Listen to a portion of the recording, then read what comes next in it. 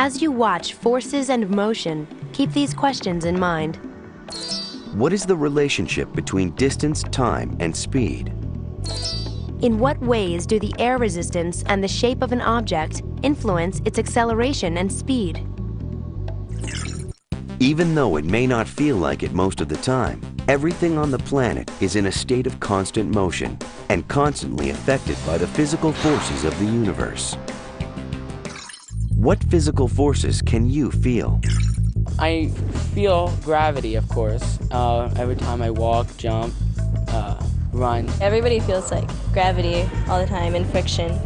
So when you rub your hands together, my hands get warm, my palms get warm, and sometimes when I do it really, really fast, they start to sweat. Rubbing your hands together and creating heat is a form of friction. You feel friction all the time, just standing still, walking, running, hitting. Like water resistance when swimming, running, you feel the wind pushing against you. Pressures, and rising in the atmosphere.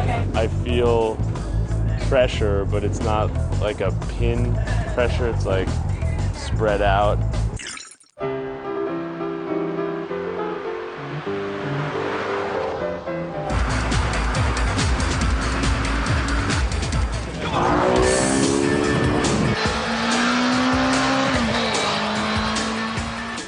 Hello, Jones is my name, and chauffeuring Mrs. Gideon around is my game. And of course, cricket, yes.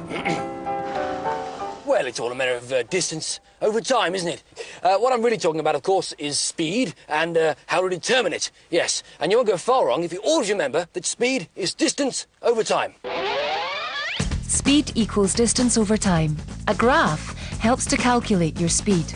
Distance on the vertical axis and time on the horizontal axis.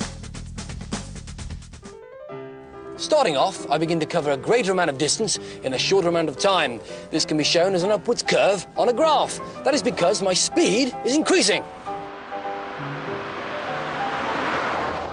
Eventually, I reach a constant cruising speed, which is never over 50 kilometers an hour. No, never, never over 50. Unless, of course, when it's over 60. Oh, only joking. You can always tell, of course, when you've reached a constant speed because the curve is a straight line. Yes, and you must always keep a very good lookout in case anything untoward should happen. Yeah. Good grief! What do you know? This calls for an emergency stop! Right then, the wonderful thing about making a graph of your journey is, here's my graph, is that at any point along this curve, you can work out your speed. You see, this is the point where I started off. Here's nothing there. I gradually gained speed, and this straight line is my constant speed. Then I slowed up because that little critter jumped down in front of me. Look, there you are. He's squashed on that line there. Or not, as the case may be. Right, what if, for example, I wanted to work out my constant speed? Well, that's this straight line here. All I do is I draw a line from the beginning down to the time axis. There you are. That's the beginning of my constant speed, and then my constant speed ends around about there. There you are. I'll draw another line down. That gives me my time during my constant speed, which is 50 minus 20. That's 30 seconds, which, of course, is half a minute, if you're clever. If I want to find out how far I travelled at a constant speed, I draw another line across here. There we are. Goes to 200. And another line, I trace it across. There we are. Reach 700. There we go.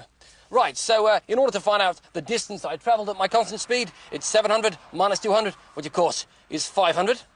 And that time there was 30 seconds, that's half a minute. Now, 500 metres is, of course, half a kilometre. 30 seconds is half a minute. Speed equals distance over time.